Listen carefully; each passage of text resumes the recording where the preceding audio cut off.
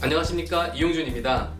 지난번 영상에서 수익금을 복리 시스템에 담아놓는 플랜에 대해서 언급을 했었는데, 오늘은 왜 그런 선택이 필요한지 구체적인 얘기들을 나눠보도록 하겠습니다. 지금 코로나 사태 이후에 동학개미들의 열풍이 계속되고 있습니다. 아주 엄청 난리인데요. 특히 그 핵심인 2030 밀레니엄 세대들은 국내 주식뿐 아니라 글로벌 주식 투자에도 적극적으로 나서고 있습니다. 이들이 어떤 주식을 샀을까 살펴보니까 애플이라든지 테슬라, 마이크로소프트 등 기술주 위주로 매수를 했고요. NH증권이 지난 3월부터 8월까지 해외 주식을 투자한 신규 투자자들을 연령대를 조사했는데, 신규 투자자 60% 이상이 2030 밀레니얼 세대였습니다. 이런 현상은 우리나라만이 아닌데요. 코로나 이후에 미국, 중국, 일본 등 주요국에서도 2030 투자자들이 빠르게 늘어나고 있습니다. 각국마다 부르는 호칭이 다른데요. 우리나라는 아시겠지만 동학개미, 미국은 로빈훗, 중국은 청년 부추, 일본에서는 닌자개미, 이런 식으로 각각 호칭은 다르지만 전 세계적인 추세입니다. 자, 그런데요, 지금까지는 흐름이 훈훈하게 잘 진행되어 왔습니다. 근데 앞에 영상에서 말씀드렸던 것처럼 현재 주식 상황은 굉장히 좋은 상황이지만 사실 실물 경제는 어렵거든요. 실물 경제와 주식 시장이 따로따로 놀고 있는 이런 상황들이 좀 심화되고 있는 그런 상황입니다. 한국경제연구원 자료에 의하면 코로나 감염자가 더 이상 늘지 않는다는 가정하에서 우리나라의 경제 성장률은 마이너스 2.3%, 미국은 6.2% 마이너스, 유럽은 마이너스 10.5% 정도를 예상하고 있습니다. 근데 사실 감염자가 늘지 않는다고 하는 가정 자체가 좀 비현실적이잖아요. 만약에 9월 감염자가 폭등한다 라고 하는 전제로 가다 보면 우리나라는 경제 성장률이 마이너스 5.5%, 미국 마이너스 15.4%, 유럽은 심지어 마이너스 21.9%로 성장률이 고꾸라치는 그런 상황을 보게 됩니다. 자, 거기에다가 미국 같은 경우는 11월에 선거가 있습니다. 대통령 선거하고 상원의원 선거가 겹쳐 있는데요. 만약에 조 바이든 민주당 대선 후보가 승리하고 공화당이 상원을 장악한다고 할 경우에는 미국 경제에 치명적인 악영향을 줄 수 있다는 투자 전문가들의 분석이 나오고 있습니다. 그래서 더블 D 무료까지 나오고 있는 상황인데요. 그래서 제가 지난 영상에서 두 가지를 당부드렸었습니다. 먼저는 이제부터는 신용 거래를 삼가해 주시는 것이 좋겠습니다 라고 말씀을 드렸습니다. 다시 말해서 대출을 받아서 주식에 투자하는 것은 자제하시기 바랍니다.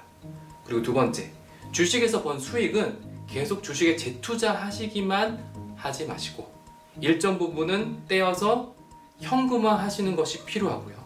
또 일정한 부분은 위에서 앞에서 말씀드린 복리 시스템에 담아가는 것을 추천드립니다. 그래야 이미 확보한 수익을 보존할 수 있고요. 그리고 주식 하락 시에도 시드머니를 통해서 추가적인 매수를 해갈 수 있습니다. 생각해보세요. 왜 돈을 모으죠? 언젠가 더 큰 가치로 쓰기 위해서잖아요. 그렇다면 저축과 투자의 가장 큰 적이 뭘까요? 바로 물가입니다. 물가, 돈을 쓰는 대상, 물가인 거죠. 저축과 투자를 할 때 반드시 감안해야 되는 것은 바로 물가입니다. 그럼 물가는 어떤 특징이 있을까요? 먼저 물가는 단리일까요, 복리일까요? 단리하고 복리 차이는 아시죠? 단리는 같은 원금에 같은 이자가 계속해서 붙는 것을 단리라고 합니다. 그럼 복리는요? 원금에 이자가 딱 붙는 순간 다리 탁 돌아가면서 우리 한몸 아이가 아닙니다. 그럼 원금이 커졌죠? 그럼 더 커진 원금에 이자가 더 큰 이자가 붙습니다. 그럼 또 뭐예요? 딱 붙으면서 우리 한몸 아이가, 그럼 원금이 더 커졌네요? 더 커진 원금에 더 큰 이자가 붙죠. 자, 그러면 복리는 이자가 계속 커지나요? 맞습니다. 그래서 우리가 투자나 저축을 할 때는 단리가 좋을까요, 복리가 좋을까요? 당연히 복리가 좋죠.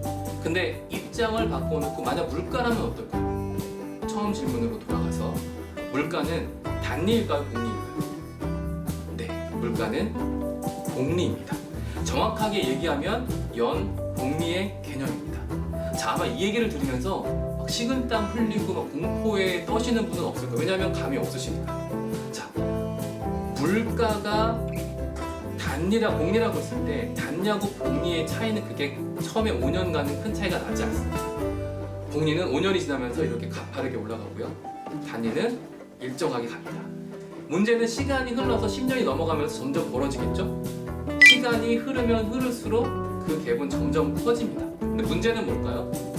우리가 오래 산다는 겁니다. 아까 말씀드린 2030 세대 같은 경우에는 재수 없으면 150세까지 살 수 있어요. 그렇다면 우리는 물가를 이기기 위해서 반드시 복리로 굴러갈 수 있는 시스템을 갖춰야 합니다. 두 번째로, 물가는 가만히 있나요? 오르죠. 그럼 얼마나 오를까요? 소비자 물가 지수는 한 1% 중후반대, 체감 물가 지수는 2% 중후반대라고 생각할 수 있습니다.